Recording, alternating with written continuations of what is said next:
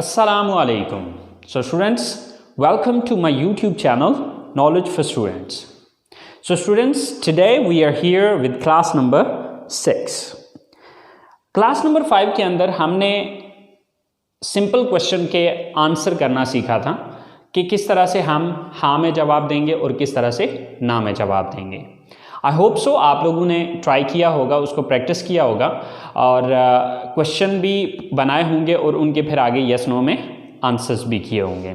So guys, आज हम answers को ही अंडरस्टैंड करेंगे, लेकिन आज हम ये चीज़ देखेंगे कि सवाल के अंदर से हम किस तरह से जवाब को निकालते हैं।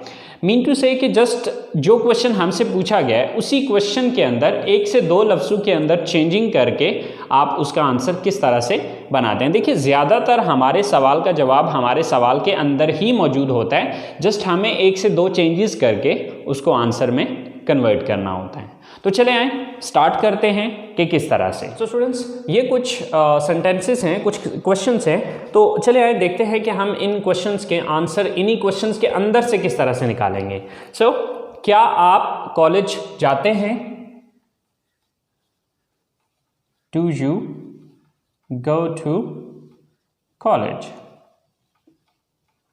Okay, so now we gonna give the answer. तो आप देखेंगे इसमें यही सारा सवाल रहेगा, आपको डू की जगह यस या नो लगाने की ज़रूरत है।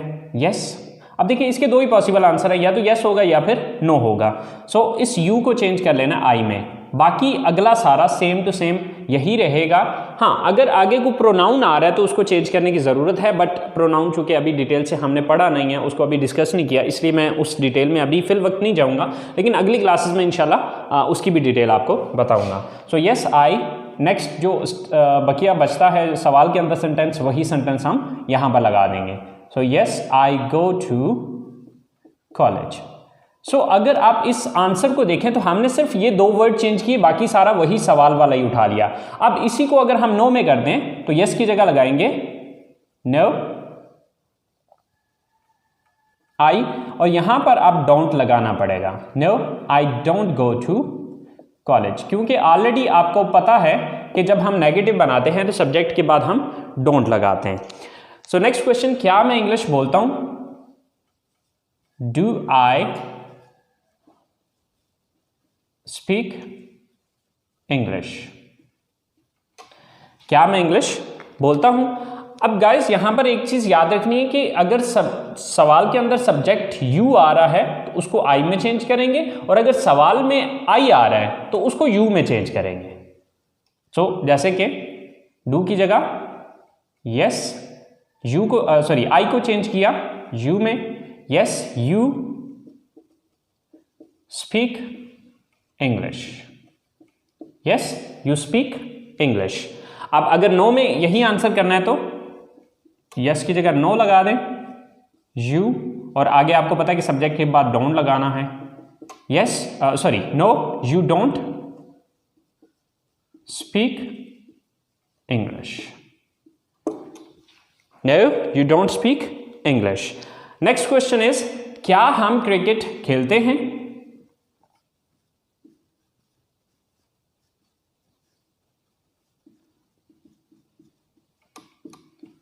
Do we play cricket?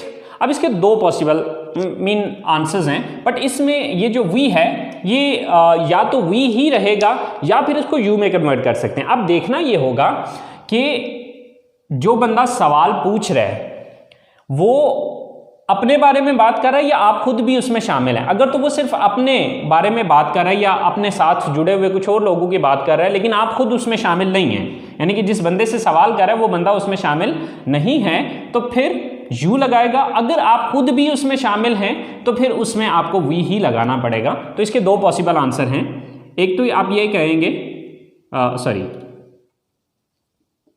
Yes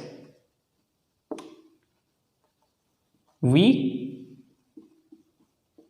play cricket. देखिए, वी उस सूरत में होगा कि अगर जिस बंदे से सवाल पूछा जा रहा है वो भी शामिल है, लेकिन अगर फर्ज करें वो बंदा खुद शामिल नहीं है तो इसकी जगह फिर हम वी नहीं लगाएंगे बल्कि यू लगा देंगे। Yes you play cricket. Okay, तो वी उस सूरत में होगा कि जिस बंदे से सवाल पूछा जा रहा है, ठीक है, वो खुद भी इसमें शामिल हो, ठीक है। और अगर वो बंदा खुद शामिल नहीं है तो फिर वी नहीं लगेगा, बल्कि आप वी यू में कन्वर्ट कर देंगे। सो अगर नो में आंसर करना हो तो नो, वी या यू, अब वो डिपेंड करता है क्वेश्चन पे। So don't play cricket, okay. So no, we are you don't play cricket. So हमारा नेक्स्ट क्वेश्चन है, क्या वो किताबें पढ़ते हैं? Do they read books? Do they read books?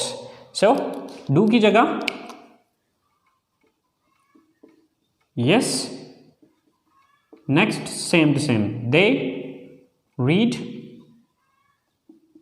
Books. और अगर आप इसी को नो में लेके जाते हैं, no they don't read books. So guys, अब देखें कि हमने ये जो 4 क्वेश्चन बनाए हैं, इन क्वेश्चन के अंदर अगर हम देखें तो कोई लंबा चौड़ा चेंज नहीं किया हमने, सिर्फ एक शुरू में यस या नो लगाया है और आगे सब्जेक्ट को अगर ज़रूरत पड़ी है तो हमने जस्ट सब्जेक्ट को चेंज किया है। अब आगे मैं आपको ये चीज़ भी बता देता हूँ कि कौन कौन से सब्जेक्ट किस में चेंज होंगे और कौन से सब्जेक्ट चेंज नहीं होंगे। सो स्टूडेंट्स, ये वो वर्ड हैं जो कि आपके अगर सवाल के अंदर आ रहे हों तो आप उनको इनमें चेंज कर देंगे। अगर आपके सवाल के अंदर यू आ रहा है तो उसको आप आई में चेंज कर सकते हैं या फिर वी में चेंज कर सकते हैं। अब देखना ये होगा कि सवाल आप अकेले के बारे में पूछा गया या आप 2 या 2 से ज़्यादा लोग हैं। अगर अकेले हैं तो आई यूज़ करेंगे जवाब में, और अगर 2 या 2 से ज़्यादा लोग हैं तो फिर वी यूज़ करेंगे। अब अगर सवाल के अंदर आई आया तो उसको हम जवाब में यू में चेंज कर देंगे। अगर सवाल में वी आया है तो उसको वी में भी यूज़ कर सकते हैं और यू में भी यूज़ कर सकते हैं, क्योंकि अब ये डिपेंड करेगा कि सवाल किसके बारे में है। यानी कि सवाल जो है वो जो बंदा पूछ रहा है वो सिर्फ अपने बारे में पूछ रहा है या उसने आपको भी शामिल किया। अगर सिर्फ अपने बारे में पूछ रहा है तो आप यू का वर्ड यूज़ करेंगे, और अगर आपको भी साथ शामिल किया है तो फिर वी का वर्ड यूज़ होगा। अगर सवाल में योर आ रहा हो तो उसको माई में भी चेंज किया जा सकता है और अर में भी चेंज किया जा सकता है। अगर सवाल में माई आ रहा हो तो उसको योर में चेंज किया जाएगा, और अगर सवाल में अर आ रहा हो तो जवाब में योर या अर इस्तेमाल होगा। स्टूडेंट्स, अगर इनमें से कोई सब्जेक्ट आ रहा है तो फिर इनको चेंज करने की ज़रूरत नहीं है, सिर्फ आपने यस या नो क्वेश्चन के अंदर लगाना है। बाकी जो अगली स्टेटमेंट है या अगला जो सेंटेंस है उसको सेम एज इट इज़ जिस तरह वहाँ पर दिया गया सवाल के अंदर बिल्कुल सेम टू सेम वही आपने इस्तेमाल करना है। सो आई होप सो स्टूडेंट्स, आप लोगों को इस बात की समझ आ गई होगी।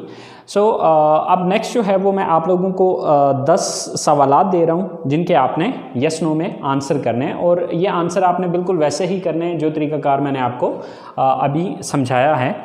सो स्टूडेंट्स, ये 10 सेंटेंसेस ये हैं, देख लें ज़रा। Do you watch TV? Do they learn English? Do we use the computer? Do I sit here? Do you live in this city? Do we go to mosque? Do they go for morning walk? Do Asim and Amir study in this college? Do they work in this factory? Do you visit different parks? So guys, in sentences को आपने English में convert करना है। तो इंशाल्लाह यही sentences जो है वो मैं अगली क्लास में बनाऊंगा। तो आपने अपने सेंटेंसेस देख लेने कि आया कि जो सेंटेंसेस मैंने बनाए और आपने बनाए आया कि वो सेम है या उसमें कोई कमी बेशी है। So guys, I hope so आप लोगों ने क्लास को एंजॉय किया होगा। सो प्लीज़ गाइज़, अगर आप लोग इन वीडियो से कुछ सीख रहे हैं तो अपने दोस्तों को अपने जितने भी कॉन्टैक्ट्स हैं उनके साथ शेयर कीजिए इसको, ताकि आपके साथ साथ वो भी सीख सकें। और अगर आपने अभी तक मेरे चैनल को सब्सक्राइब नहीं किया तो प्लीज़ सब्सक्राइब कीजिए, और कोई भी चीज़ समझ में नहीं आती है तो प्लीज़ नीचे कमेंट्स बॉक्स में आप लोग ज़रूर मेंशन कीजिए। इंशाल्लाह I will try my level best to clear your confusions. So guys, you take care of your self and इंशाल्लाह hope to see you next time soon. अल्लाह निगहबान।